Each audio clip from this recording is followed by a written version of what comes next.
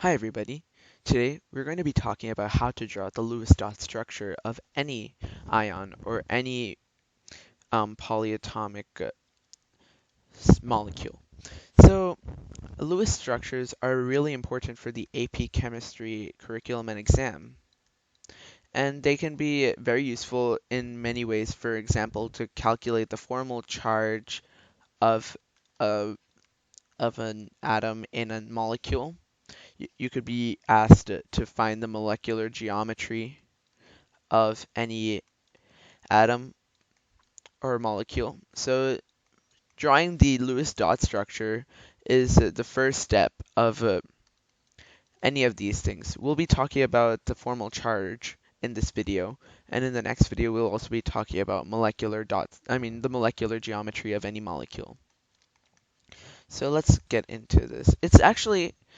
It seems to be a little difficult. So these are some examples of Lewis structures, but actually when you learn the process, it becomes much easier. Let's start. So there are a few steps in order to draw a Lewis structure. So the first one is step 1, to count the number of valence electrons.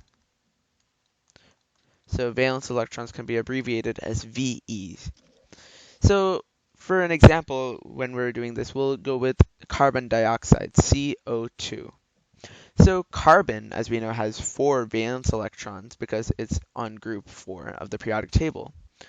Group 4A, we should say, because they're the transition metals, but they're in the B section. And then we have 2 oxygen. So we have 2 times how many valence electrons oxygen has. So that's 6. So when we add everything up, we get 16.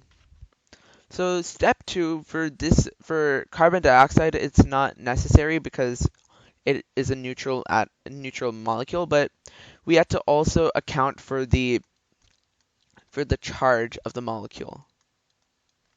So if it's a positive charge, then you subtract its charge from the valence electrons, the step 1's answer. But if it's negative, then you add whatever your charge is to the answer in 1. So if you had, like, say, the carbonate ion, we'll be discussing how to draw the Lewis structure of this one as well. So we can try doing this. So 4 plus 3 times 6, that's equal to 22. But because we have a 2 minus charge, we have to add 2 electrons because that means that 2 more electrons are in our molecule's Lewis structure. So we add 2. So we get 24. However, if it was a 2 plus, then we would have to subtract and we would get 20 instead of 24. So that's what the second step is. So for our carbon dioxide atom, we don't need to do anything for the second step. So step 3, we have to first draw the skeletal structure. So in this one, you need to think about your electronegativity chart. So we're going to make a skeletal diagram or skeletal structure. And if you have 2 atoms in your molecule, then that just means that you just connect A to B, and then you can go on with the Lewis structure. But if you have 3 or more atoms in your polyatomic molecule, then you have to take into account what the central atom of the molecule should be. So the central atom of the molecule,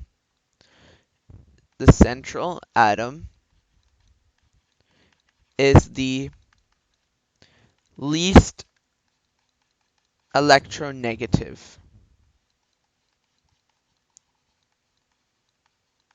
atom in the molecule. Okay, so for example, in CO2, we know that oxygen is really electronegative. So oxygen is greater than carbon on the electronegative scale. So that means that carbon must be our central atom. So I'll just go down. So we can draw a C, an O, and an O. Now we're just going to, in our 4th step, we're going to add we're going to add a single bond to the central atom from the outer. So we call this single bond and fill outer shell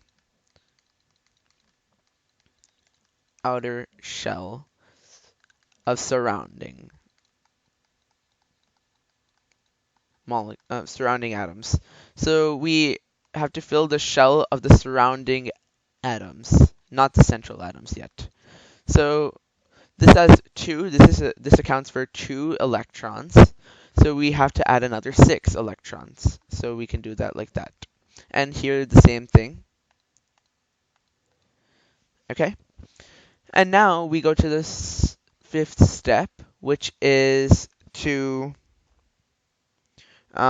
we add the rest of the electrons to the. So now we add them to the central atom.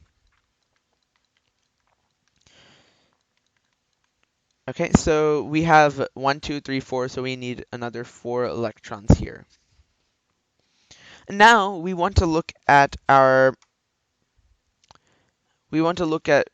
actually before we do this, we shouldn't do anything here. We have to first, central atom, add the remaining. So remember when we calculated that we needed 16 electrons, right? We need 16 electrons. So we count how many there are. So we have 1, 2. Actually, I like crossing them out.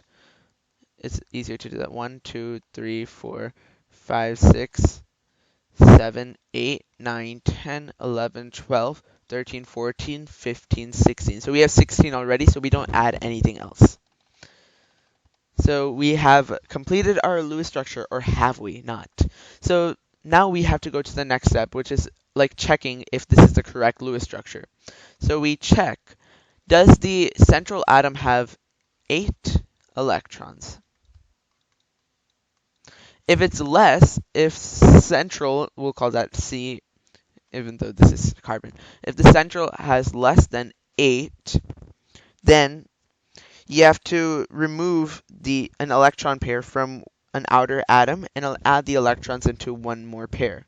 So remove lone pair from outer and create bond. So let's try that. But before we go there, we'll just also check what we do if there's more than 8.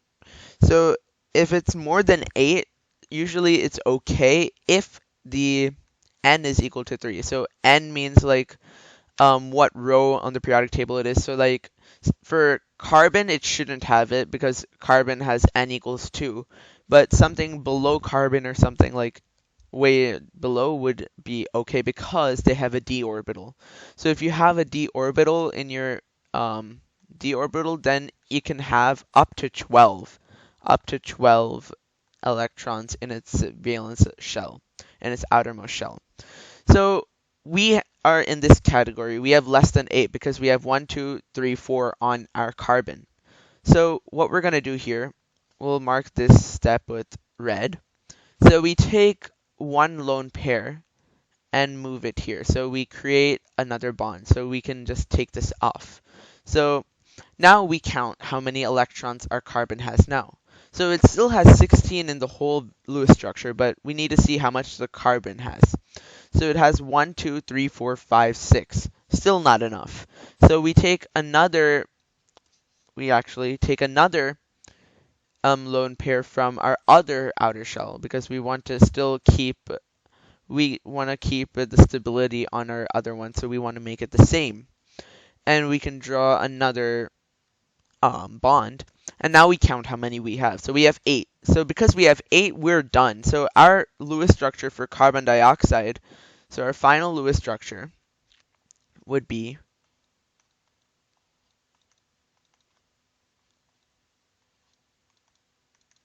this is our Lewis structure. And that's it. That's all you have to do to draw your Lewis structure. And now we'll go on to formal charge. So formal charge is the charge of any one atom in your molecule. So there's a formula for this. So the formal charge is equal to the valence electrons, so the valence electrons of the atom itself, how many it's supposed to have, and then you subtract it from the lone pairs, right? How many electrons you have, the assigned electrons we call it, and then minus the number of bonds, so the bonds, right? So this is number of bonds. So if it's a double bond, that means 2. If it's a single bond, it's just 1. The number of electrons, electron dots, we can call it. So let's try this for carbon dioxide. For our central C carbon atom, we have 4 valence electrons usually, and we have 0 assigned electrons because we don't have any dots, and then we have 4 bonds, 1, 2, 3, 4. So we subtract 4, so we get 0. So our carbon has a 0 charge. It's a neutral atom, and our oxygens are both the same because they have the same exact number of bonds. So we can just say for oxygens we have 6, right?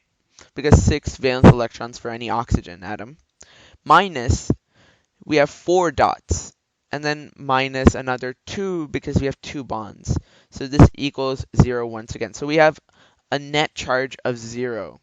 So that is a neutral atom. That's how you calculate the formal charge of anything. But there are some exceptions. Like, let's first look at let's look at a different type of thing called a resonance structure. To understand this, we can try drawing the Lewis structure of the carbonate ion, which has a 2- charge. So basically, we can count how many valence electrons there are in our first step. So 4 plus 3 times 6, which is equal to 22, but we have a 2-, so we add another 2, which is 24 valence electrons. So we can draw our skeletal structure because carbon is the least electronegative. We draw in our single bonds and our dots,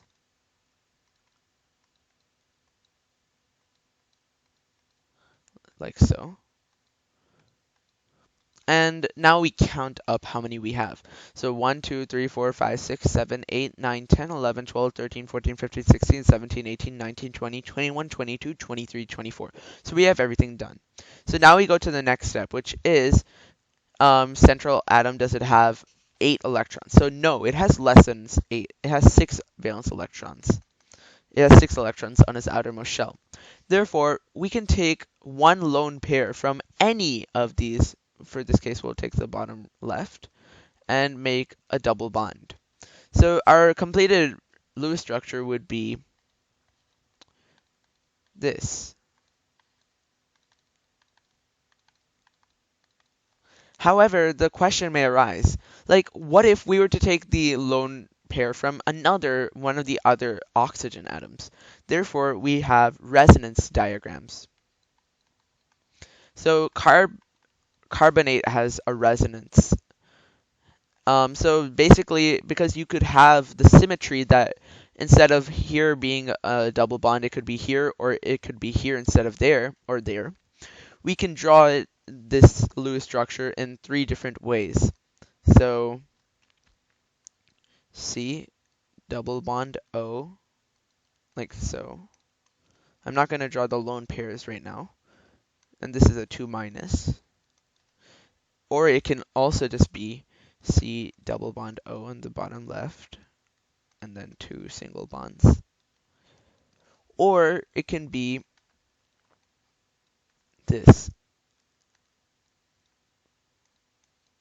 It could be on this side instead.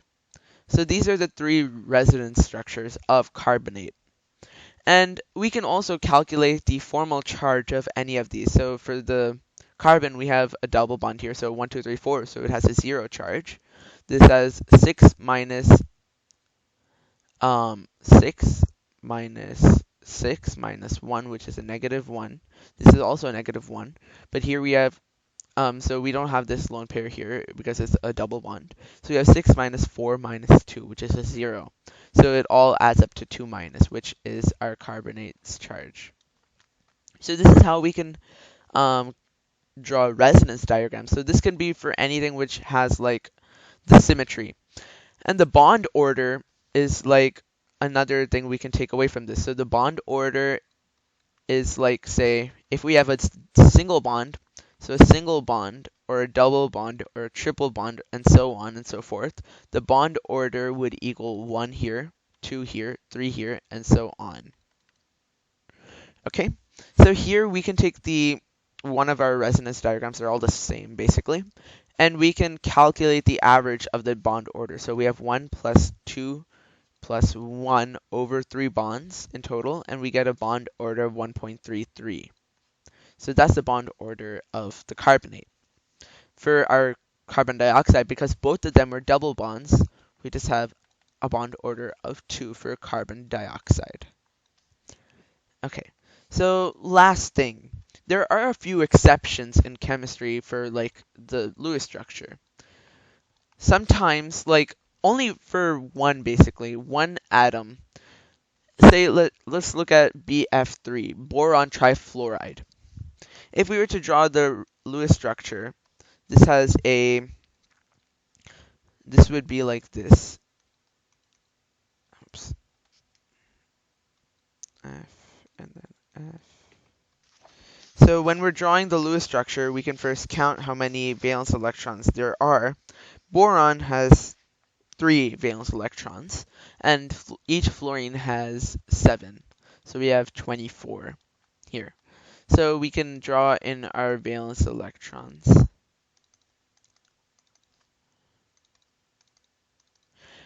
So when we do this, like we can count up to 24. We count 24 valence electrons when we count all of these. However, this has this only has 6 valence electrons, our central atom. However, this is the Lewis structure of boron trifluoride. And this is because we can look at the formal charge. And the formal charge rule states that the central atom, the central atom or the least electronegative should have the most neutral charge. So I'll call that E minus, that's electronegative, has the most neutral charge. And the outer ones are more likely to have the more electronegative, are more likely to have a more negative charge. You don't really see any positive charges most of the time. There are some positive charges, but usually you only see like negative charges on the outside. So here we have each of these has a 0, 0, and a 0. And because boron only has 3 valence electrons and we have 3 bonds, it also is very neutral. And if we were to make one more, it would become a negative sign. Therefore, it's most stable in this form. And this is the only exception for this rule when you can have 6 electrons on your most outer shell, only in boron. And there's another type of exception, like for any atom like above, like any atom with the n equals 3 or more, you can have more than 8 electrons. So more than 8 electrons. But up to 12 only. So 12 is the absolute maximum number of valence electrons for any atom in a Lewis structure. So this is an expanded octet. So like we can give let me show you guys an example of say PCl5. Because phosphorus is not in the third, it's in n equals 3, it can have an extended octet, expanded octet. So this is the Lewis structure for PCl5.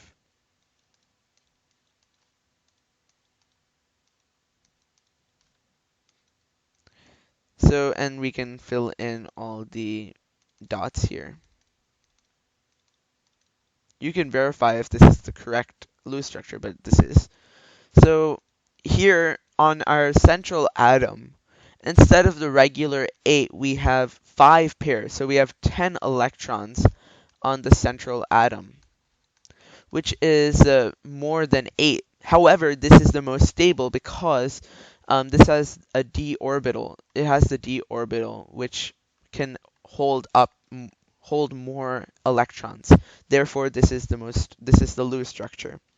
Other other types of expanded octets can be SF4, xenon tetrafluoride. You can try these on your own, but these all have expanded octets. So that's it for the Lewis structure of a molecule. In the next video, we'll be talking about um, how to determine the molecular geometry of any molecule using the Vesper model. So thank you everybody for listening in, and hope you enjoyed it. Have a nice day.